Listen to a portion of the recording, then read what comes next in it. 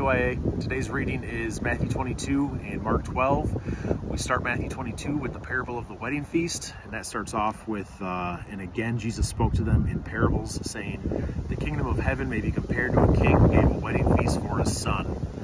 And it goes on to tell a story of how this king went to invite all these people. He sent his servants out to go gather all the invited guests, and they don't want to show up. So eventually he fills the wedding hall with basically random strangers from the general public. And the parable ends with, here in verse 11, it says, "But when the king came in to look at the guests, he saw there a man who had no wedding garment, and he said to him, 'Friend, how did you get in here without a wedding garment?' And he was speechless. Then the king said to the attendants, 'Bind him hand and foot and cast him into the outer darkness.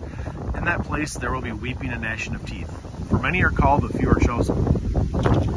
So this is a reminder to us that even though we are invited to be in the kingdom of heaven, we have to, so to speak, wear the appropriate garments. We have to show that we are letting Jesus' love and Jesus' word change us. And the best way to do that is to be in his word and obey his word. So going a little farther into Matthew 22, we have the Great Commandment, and it's a little bit windy. I'm trying to turn a page here.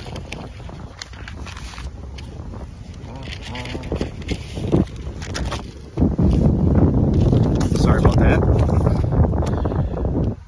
So then the Pharisees asked Jesus, "What is the great commandment in the law?"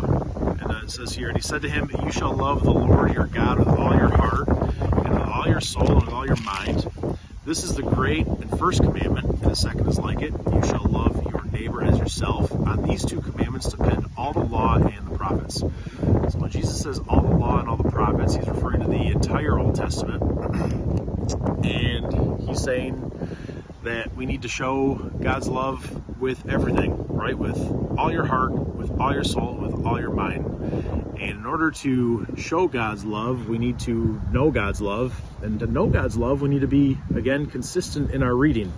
And just like Dave was saying in his message last night, we can look to the Old Testament to understand what consistency is. And I really like this verse, Deuteronomy 6:6-7, where it says, "These words I command you today shall be on your heart. You shall teach them diligently to your children, and shall talk of them when you sit in your house, and when you walk by the way, and when you lie down, and when you rise." It's a good reminder that everything we do, we need to have God's word to be a part of it. So in this great commandment, this most important commandment, love the Lord with all your heart and with all your soul and with all your mind.